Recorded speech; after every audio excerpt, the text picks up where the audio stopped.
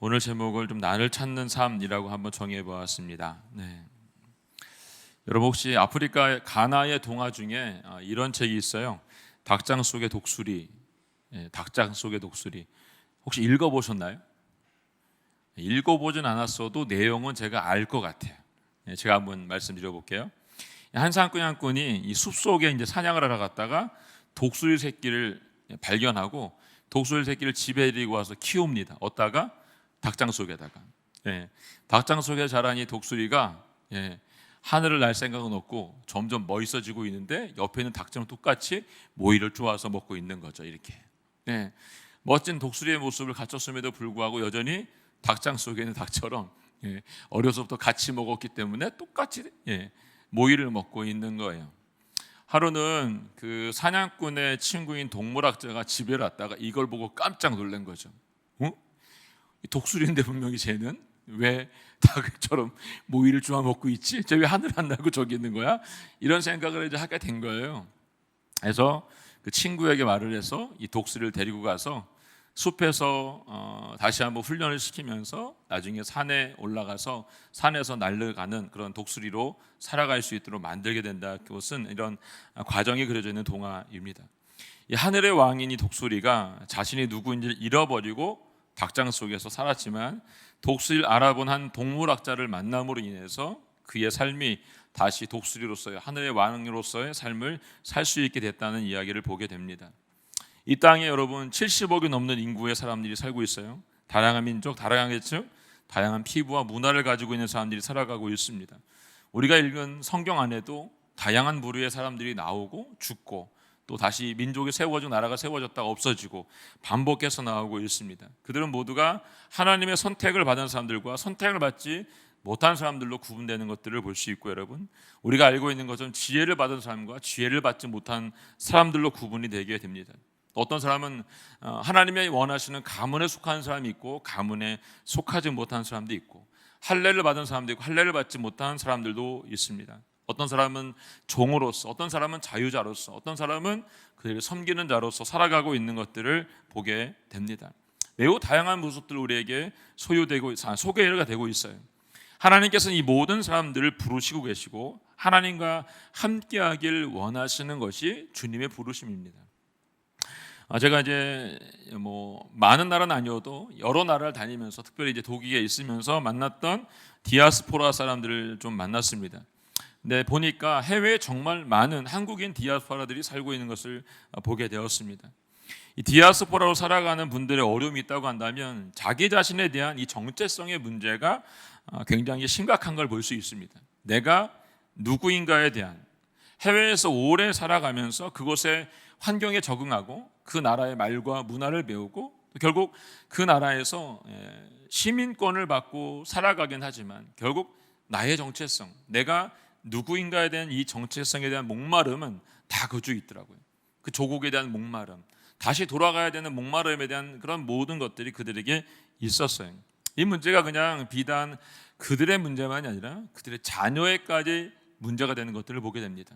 1.5세, 2세, 3세로 이어서 계속해서 태어난 아이들이 그 나라에 살아서 그 나라 말을 하고 있지만 결국 생김이나 또 가지고 있는 문화적인 것들이 많이 다르기 때문에 결국 혼란 가운데 빠지게 되는 것들을 보게 됩니다. 저희 집 아이들도 1.5세는 아닌데 해외에서 있었던 세월이 더 많기 때문에 한국에 와서 겪고 있는 어려움들이 분명히 있습니다. 제가 이제 그 부분은 어떻게 도와줄 수가 없더라고 보니까요. 그래서 이런 어려움들이 있구나라고 하는 것을 그때 알게 됐습니다. 결국 그분들이 한국에 돌아오고 싶어 했어요. 결국은요, 나이가 먹어서 내가 나중에 죽으면 한국 가서 죽어야지, 거기에 묻혀야지, 이런 생각들을 하시는데 못 오세요. 이 많은 대가를 지불해야 된다는 것을 알고 있기 때문에 먼 나라까지 이제 꿈을 가지고 가긴 했는데 여전히 이방인으로 살아야 되고 다시 돌아와도 여기서 사는 것이 어렵다고 하는 것을 잘 알고 있기 때문에 그 참 안타까웠던 기억이 있습니다. 그래서 우리는 내가 누구인가에 대한 정체성을 잃어버리게 되면 방황하고는구나, 사람들이 어디로 갈지 몰라 어려워하고는구나, 이런 생각을 해보게 됐습니다. 우리만 그런 게 아니에요, 여러분. 우리 아이들도 마찬가지입니다. 우리 아이들이 꿈을 잃어버리고 내가 무엇을 할지 모르게 되면 결국 이 아이들이 방황할 수밖에 없다는 것을 깨닫게 됩니다. 아주 오래된 책인데 여러분, 뿔이라는 책이 있어요. 저희 때는 읽었었는데 요즘은 모르겠어요. 읽었는지 모르겠는데 뿔이라는 책이 있는데 이 책의 저자가 흑인이에요. 알렉스 헤일리인데 이 사람이 이 책을 쓰기 이전부터 미국의 아주 훌륭한 성공한 작가로 상정하게 됩니다. 그리고 성공한 작가로 부와 명예를 다 누릴 수 있게 됐어요.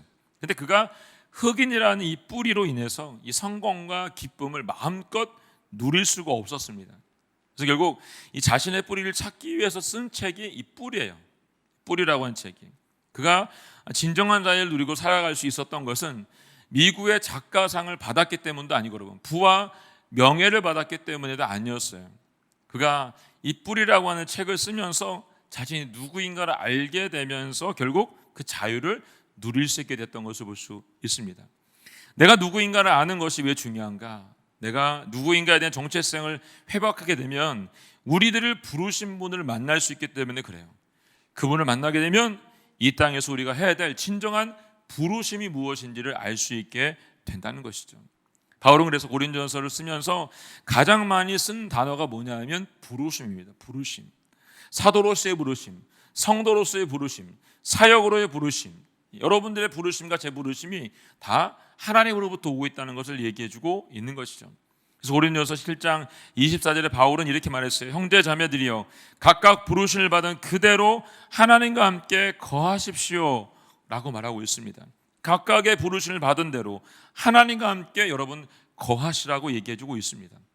여기서 각각에 해당하는 이 그리스 헤카스토스는 무슨 말이냐면 개별적인, 제각각이라는 뜻을 가지고 있습니다.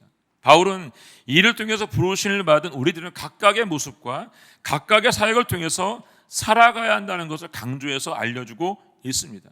바울은 모든 사람은 각각의 부르심을 따라서 받은 은사가 있고 각각 자기가 수고한 대로 상을 받게 된다라고 하는 것을 알려주고 있다는 것이죠.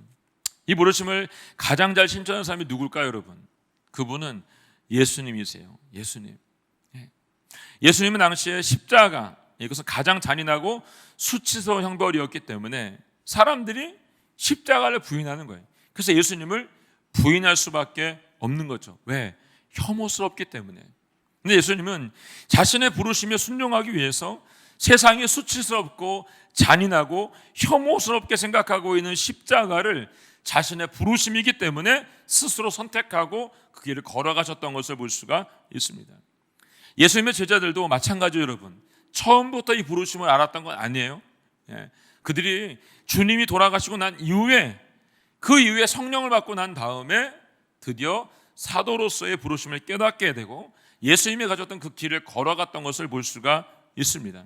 그들이 이 부르심을 깨닫지 못했다고 한다면 어느 누구도 감히 예수님께서 지었던 십자가를 질 수 없었을 겁니다.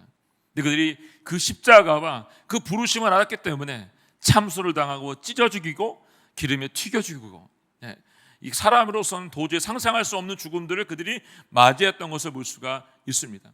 누가 과연 너도 이렇게 죽으라고 말하면 죽을 수 있겠어요, 여러분? 근데 이 부르심이 있으니까 이것이 가능하다는 걸 알려주고 있는 것이죠. 세상은 혐오와 수치의 십자가라고 부르지만 예수님을 만나 그 부르심을 깨달은 사람들에게는 이것이 세상을 이길 수 있는 힘이 되는 겁니다. 그리고 하나님의 능력이 되고 하나님의 지혜가 되는 것입니다. 그래서 히브리 11장에 나와 있는 말씀들을 세상이 뭐라 그랬어요? 감당할 수가 없다고 말했습니다. 왜 감당할 수가 없어요, 여러분? 그들이 가지고 있는 힘은 세상의 힘과 다르기 때문에 그래요. 하나님의 힘이고 하나님의 능력이기 때문에, 세상이 가지고 딸릴 수 있는 큰 능력이기 때문에 여러분, 그들을 감당할 수 없다라고 세상은 얘기해주고 있는 거예요. 그 길을 사도들이 걸어갔다는 것을 우리에게 알려주고 있어요. 이제 우리의 능력은 무엇이고 우리의 자랑은 무엇이 되어야 되겠습니까, 여러분? 우리는 미련하고 약한 존재일 뿐이지만 그런 우리를 하나님께 택하셔서 세상의 지혜로운 자들을, 그리고 강한 자들을 부끄럽게 한다라고 분명히 말씀해 주었습니다. 그 말씀이 고린도전서 1장 27절에 기록되어 있습니다. 함께 읽어볼까요? 1장 27절 말씀 시작. 그러나 하나님께서는 지혜로운 사람들을 부끄럽게 하시려고 세상의 어리석은 것들을 택하셨고 강한 것들을 부끄럽게 하시려고 세상의 약한 것들을 택하셨습니다. 아멘. 네. 하나님께 지혜로운 사람을 부끄럽게 하시려고 세상의 어리석은 것들을 택하셨답니다. 강한 것들을 부끄럽게 하시려고 세상의 약한 것들을 택하여 불러셨다라고 말씀하고 있습니다. 예수님을 믿는 우리들은 연약한 자들이지만 내가 누구인지를 알게 되면 그분의 능력 가운데서 살아갈 수 있게 된다는 것입니다. 이 땅을 살아가는 많은 사람들이 실망하고 어디로 갈지 몰라 방황한 이유는 자기 자신을 잃어버렸기 때문에 그렇습니다. 지금 우리의 아이들이 왜 방황하는지 아세요, 여러분? 나를 잃어버리기 때문에 그래요. 나를. 왜 세상이 미친 듯이 돌아갈까요, 여러분? 그 속에서 무엇인가를 찾으려고 하기 때문에 미쳐서 돌아가는 거예요, 여러분. 거기서는 여러분 아무것도 찾을 수가 없어요. 세상이 추구하고 있는 같이, 세상이 높아지라고 하는 같이, 지금 우리 부모들이 말하고 있는 너는 이만큼은 올라가야 된다, 이만큼은 공부해야 된다, 이만큼은 해야 된다라고 생각하는 그 가치, 그것으로 결코 세상을 변할 수가 없다는 거예요, 여러분. 우리 아이들도 변할 수가 없어요, 여러분. 내가 누구인지 정확히 모르면 결국 세상의 길로 갈 수밖에 없는 것이 지금의 흐름인 거예요, 여러분. 우리 장로님께서 아까 기도하신 것처럼 차별금지법과 성평등 이것들, 지금 악법으로 얘기하고 계속 우리가 반대하고 싸우고 있는 이것들, 여러분 결국 그 문 앞까지 가 있는 상태, 여러분. 문 앞까지 한 사람만 동의하면 끝나는 상황까지 가 있는 상황이에요. 이걸 알고 있는 사람이 얼마나 될까요? 지금 이 대한민국 5천만의 인구 중에 한순간입니다, 여러분. 한순간. 내가 누구인지를 모르기 때문에, 우리 아이들은 내가 누구인지를 모르기 때문에 세상이 말하고 있는 가치와 부모가 말하고 있는 가치 가운데 빠져서 살고 있는 거예요, 여러분. 결국 그 꿈을 이루어도 아이들이 뭐라고 말합니까? 나는 더 이상의 꿈이 없다라고 말합니다. 이게 지금 우리 아이들의 현실이에요, 여러분. 내가 가고 싶었던 대학, 내가 하고 싶었던 일이 다 마치고 나면 그 다음에 꿈이 그들에게 없는 거예요. 이게 지금 우리가 살고 있는 세상의 현 주소인 거예요. 여러분, 제가 이렇게 말하니까 너무 이상하다 생각할지 모르지만 집에 가서 여러분 아이들에게 물어보세요. 뭐가 되고 싶냐고. 그리고 그 아이들에게 그 이후에 뭐 하고 싶냐고 물어보세요. 아마 대부분이 모른다고 말할 겁니다. 모른다고. 여러분, 우리가 내가 누구인지를 모르면 우리 아이들에게 너가 누구인지를 가르쳐 줄 수가 없는 거예요. 오늘 저는 여러분의 삶 가운데 진정한 부르심이 무엇인지 깨닫고 내가 누구인지를 깨닫는 시간이 될 수 있기를 주님의 이름으로 축원합니다. 여러분, 진정한 기쁨이 올 수 있는 것은 여러분 내가 누구인지를 알 때인 것을 얘기해 주고 있습니다. 이 책의 뿌리의 저자였던 헤일리처럼 결국 자신이 누구인지를 알기 전까지는 진정한 기쁨도 진정한 감사도 알 수가 없다는 것입니다.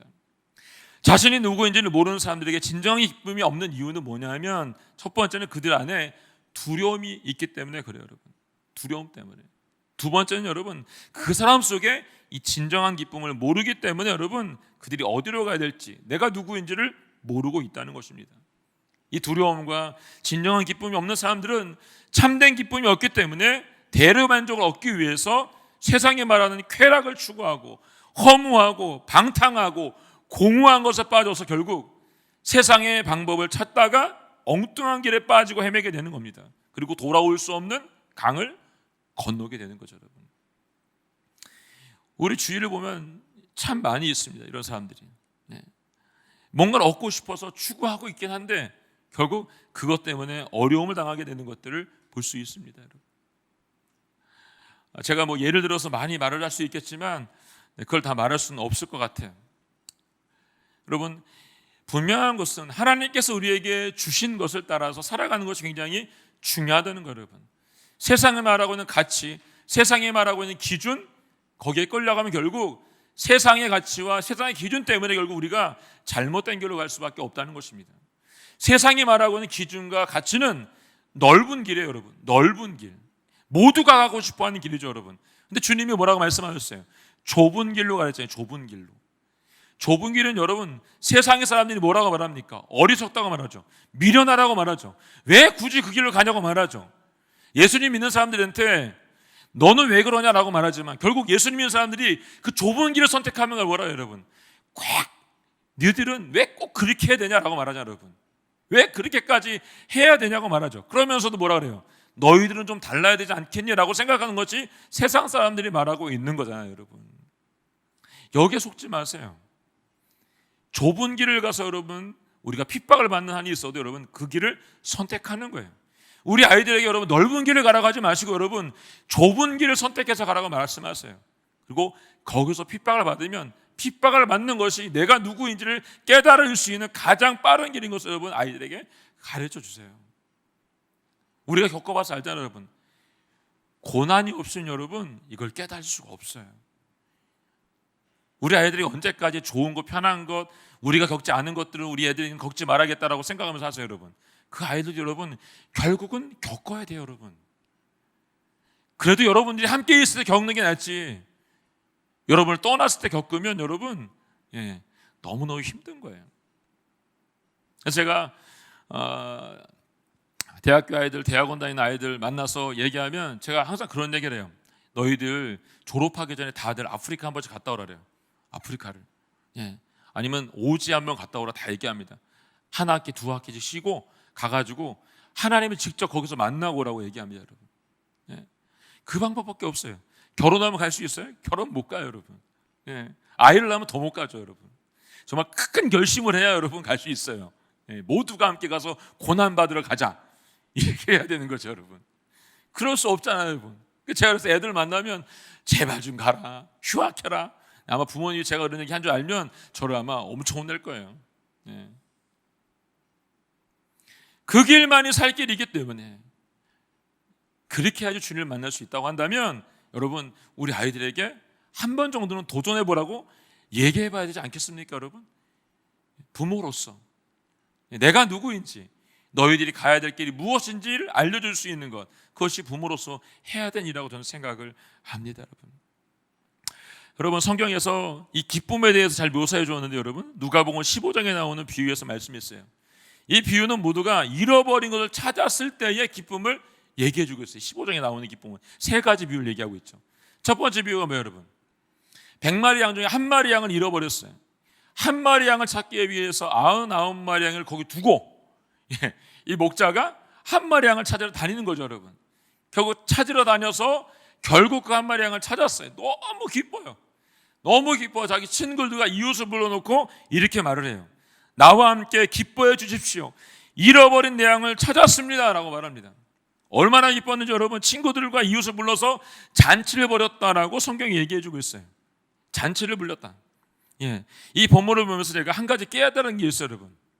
그게 뭐냐면 목자가 한 마리 양을 찾을 때까지 그걸 찾아왔잖아요. 그 한 마리 양을 찾았을 때 그 기쁨의 잔치를 위해서 반드시 한 마리 양은 죽어야 된다는 거예요, 여러분.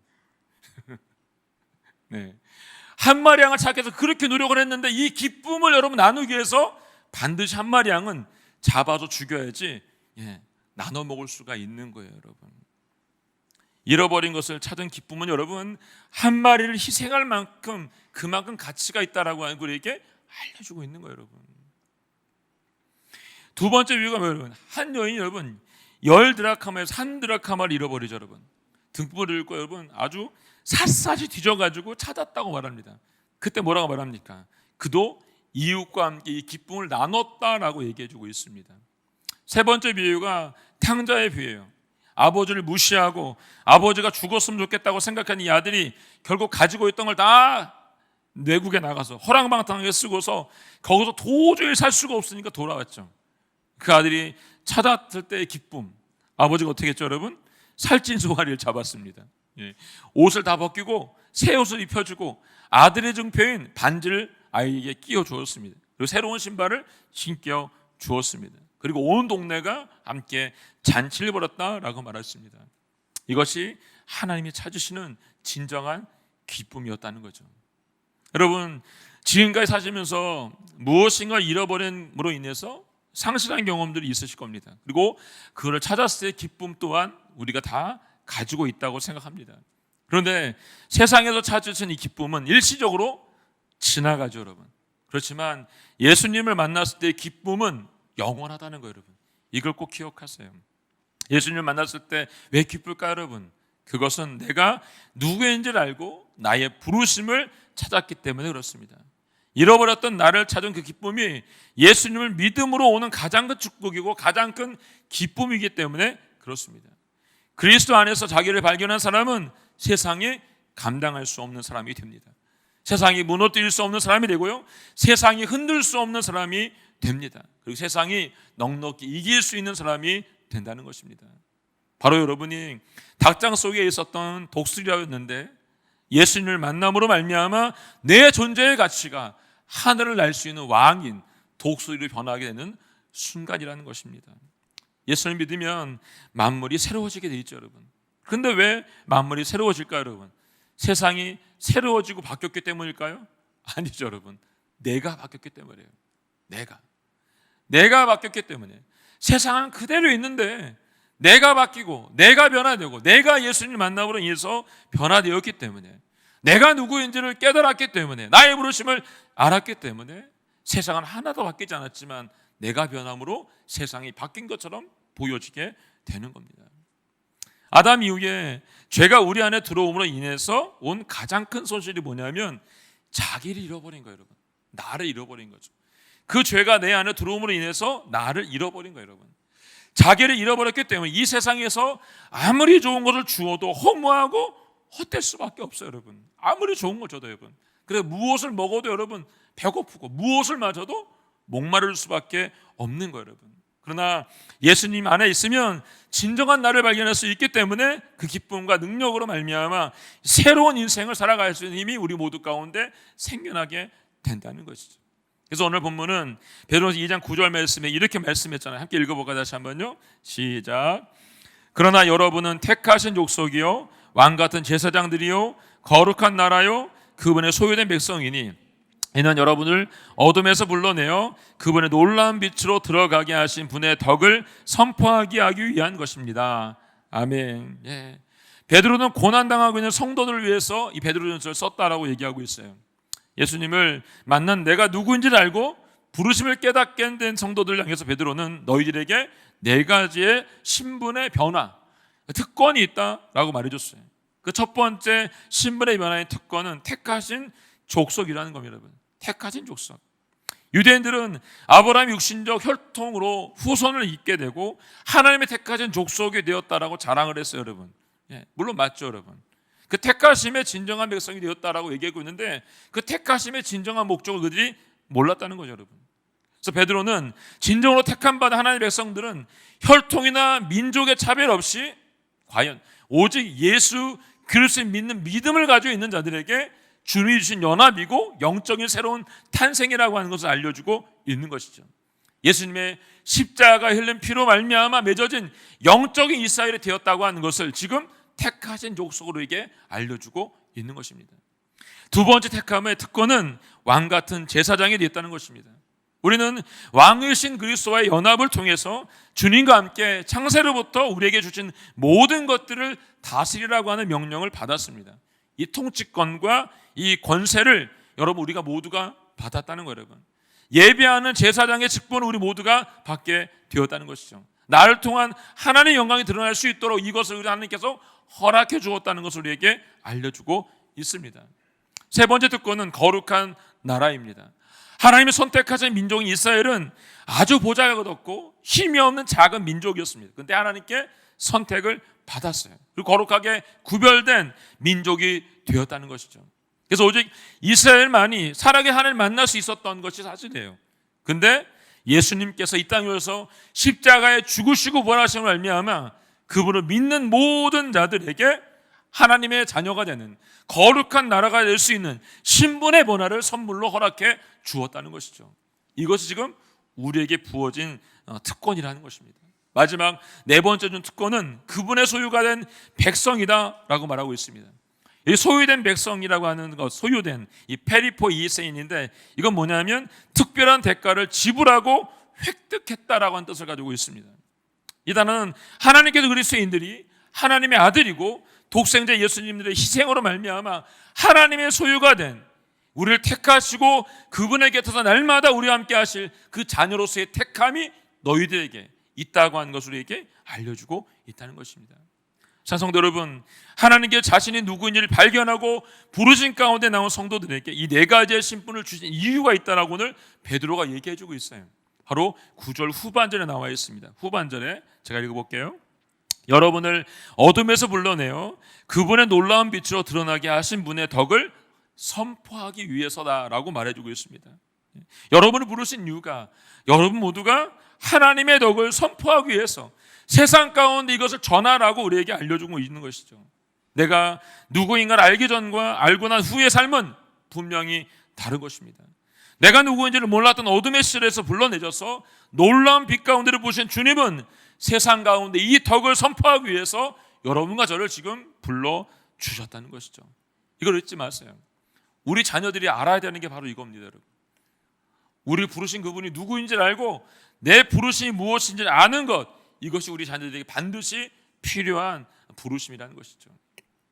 10절 말씀 함께 읽겠습니다. 10절 말씀 읽겠습니다. 시작. 여러분이 전에는 백성이 아니었으나 이제는 하나님의 백성이며 전에는 자비를 얻지 못했으나 이제는 자비를 얻은 사람들입니다. 베드로는 핍박 가운데 있는 그리스도인들이 이전에는 하나님의 긍휼을 얻지 못해서 죽을 수밖에 없던 존재였지만 이제는 십자가에서 죽으시고 부활하신 예수님을 믿음으로 말미암아 그들의 모든 죄를 해결받고 주님이 주신 은혜로 살아가게 되는 구원의 기쁨과 감격을 가지고 살아가게 됐다라고 얘기해 주고 있습니다. 이전에는 그들에게 자비를 얻지 못했지만 이제는 그들이 자비를 얻은 자들이 됐다라고 말하고 있습니다. 여러분, 이제 내가 누구인지를 정확히 다시 한번 아셔야 됩니다. 내가 알고 있는 나는 진짜 나일까요, 여러분? 여러분, 다른 사람들이 여러분을 보고 있는 그것이 정말 여러분일까요? 여러분, 어떻게 생각하세요? 여러분은 다른 사람이 생각하는 것처럼 정말 그렇게 생각하는 내가 되게 한다고 생각하고 계신가요? 아닐 겁니다, 여러분. 제가 언젠가 집으로 돌아오는 이 버스 안에서 요즘은 버스 안에 이렇게 TV가 있어서 거기서 이제 이렇게 나오는 이 선전들이 있더라고 보니까 거기에 방송 중에 이 귀중한 물건들을 가지고 와서 이 가치가 얼마나 되는지 진짜인지 가짜인지를 보는 그런 방송이 하나 있었어요. 그 프로그램에 어떤 사람이 이제 자기의 물건을 가져와서 이 물건이 어느 정도의 가치가 있는지 그리고 얼마 정도를 받을 수 있는지에 대해서 물어보는 시간이었는데 자기가 생각할 때는 우리나라 돈 한 10만 원 정도 될 거라고 생각하고 이걸 내놓은 거예요. 근데 이 사람이 전문가를 불러서 이게 보니까 이게 몇 억이 넘는 가치를 가지고 있는 거죠. 본인 10만 원만 받고서 팔려고 했다가 이게 몇 억이라고 하니까 생각이 바뀐 거예요, 사람이요. 얼굴이 바뀌더라고요. 10만 원 아무 생각 없이 가져왔다가 이게 몇 억이라고 하니까 갑자기 얼굴이 싹 바뀌더라고요, 여러분. 그래서 이 사람이 사는 사람이 그 사람한테 제가 10만 원만 주고 살까 이렇게 말을 하니까 얼굴이 싹 바뀌는 거죠. 네. 그럼 반면 어떤 사람은 이건 내가 볼 때 몇 천만 원의 가치 있다고 말을 했는데 가짜인 거예요. 줘도 안 갖는 그런 물건이 되는 거죠, 여러분. 네. 그럼 깨달은 게 있어요. 여러분, 내가 진짜라고 생각하고 있는데 내가 진짜가 아닐 수 있어요, 여러분. 내가 이 물건이 값이 얼마가 되는지 모를 때는 진짜인지 가짜인지 모르게 되잖아요, 여러분. 근데 내가 누구인지, 내가 어떤 사람인지를 알게 되면 내 가치가 새로워지는 거죠, 여러분. 이거를 가치 매길 수 있는 사람이 누구예요, 여러분? 그 분야의 전문가만이 이것을 값어치로 매길 수 있는 거죠, 여러분. 여러분, 제가 얼마의 가치가 있는지를 알 수 있는 분은 누굴까요? 나일까요? 내 옆에 있는 아내일까요? 남편일까요? 내 주변에 있는 사람들일까요? 아닙니다, 여러분. 그들이 보고 있는 가치는 그냥 눈에 보이는 가치일 뿐입니다. 정말 나의 가치를 아시는 분은 하나님 한 분밖에 없으시다는 거예요, 여러분. 이걸 기억하세요. 우리 아이들의 가치를 알 수 있는 것, 우리는 알 수가 없어요, 여러분. 맨날 우리 아이들이 못하는 것 같고 안 되는 것 같고 이렇잖아요, 여러분. 우리가 보면 우리 아이들이 항상 미달인 것처럼 보이잖아요, 여러분. 아니요, 우리가 볼 땐 미달이죠. 하나님 볼 때는 미달이 아닌 거예요, 여러분. 왜냐하면 그 아이들을 만든 분명한 부르심이 있기 때문에 그 부르심을 아이들이 깨달지 못할 뿐이지, 엄마 아빠가 우리 아이들의 부르심을 모를 뿐이지, 여러분, 가치가 내가 생각하는 것으로 정해서 말하지 말라는 거예요, 여러분. 여러분, 하나님 말씀이 진리인 것을 믿으세요, 여러분. 예, 이 성경의 말씀이 진리인 거 믿으면 여러분 나머지는 다 거짓인 거예요, 사실. 여러분, 오늘 날개를 발견하고 부르심을 깨달았다고 한다면 우리를 향해서 그분이 무엇이라고 말씀하시는지 들어야 된다는 것이죠. 오늘 베드로 말했어요. 너는 택하신 족속이고 왕 같은 제사장이고 너는 거룩한 나라이고 너는 그분의 소유가 된 백성이다 라고 말씀했어요. 너희가 하나님의 나라의 소유다. 예. 여러분도, 여러분의 자녀들도, 우리의 가정도, 이 나라도 여러분 하나님의 소유인 거예요. 여러분 이걸 붙잡고 기도하세요. 이 나라도 바뀌어야 되고 여러분 이 땅의 교회도 바뀌어야 되는 게 맞고 저희 남양주 온누리교회도 바뀌는 게 맞았고요. 여기 있는 우리 모두가 바뀌어야 되는 게 맞습니다. 누구로? 하나님의 소유된 백성으로 바뀌어야 됩니다. 여러분 성경에 66권을 다 믿고 성경에서 말하고 있는 그 사람이 내가 될 수 있기를 여러분 믿으세요. 그리고 성경이 말하고 있는 하나님의 축복이 내 것이라고 한 사실을 꼭 믿을 수 있기를 바랍니다. 한번 따라해 볼까요? 성경의 66권의 말씀은 나를 위한 말씀입니다. 이 말씀 속에 나를 만날 수 있습니다. 모세를 통해 주신 성경 속의 하나님의 복은 내 것입니다. 예수님을 통해 나는 구원받았습니다. 아멘. 네. 여러분 누구입니까? 이 성경이 말하시는 그 사람이 될 수 있기를 주님의 이름으로 축원합니다. 여러분뿐 아니라 여러분 자녀들에게도 이 부르심과 이 하나님의 약속들을 가르칠 수 있는 여러분 모두가 될 수 있기를 바랍니다. 여러분 여기 있는 우리만이라도 먼저 우리 아이들과 내가 알고 있는 사람들에게 이 부르심과 이 정확성을 가르칠 수 있다고 한다면 저는 분명히 조금씩 변화될 수 있다라고 생각을 합니다. 저는 지금 하나님은 일하신다고 생각하세요. 지금도 각자에게 하나님 주신 마음이 있고 그 부르심과 나아가야 된다는 걸 분명히 알려주고 있다라고 저는 생각을 해요. 여러분 이것을 잊지 마세요. 그리고 주님이 우리에게 성경을 통해서 말씀하고 있잖아요. 여러분 저는 분명히 우리에게 말한다고 생각해요. 왜? 하나님이 살아계시기 때문에. 예? 우리가 하나님 살아계시다고 분명히 얘기했잖아요. 여러분 믿는다고 했잖아요. 여러분 그리고 그분이 분명히 우리에게 말씀해 준다라고 생각을 합니다. 그럼 그 부르심에 여러분 움직이세요. 반응을 하세요. 그래야 주님이 또 일을 하실 거 아니에요. 여러분 그래 우리 아이들이 또 새롭게 되겠죠. 여러분 저 이 축복이 우리 모두 가운데 있기를 원합니다. 그래서 우리 남양주 온누리교회가 좀 하나님 앞에 전심으로 예배하고 우리의 부르심 가운데 주님을 찾을 수 있는 축복이 있기를 예수님의 이름으로 선포합니다. 아멘.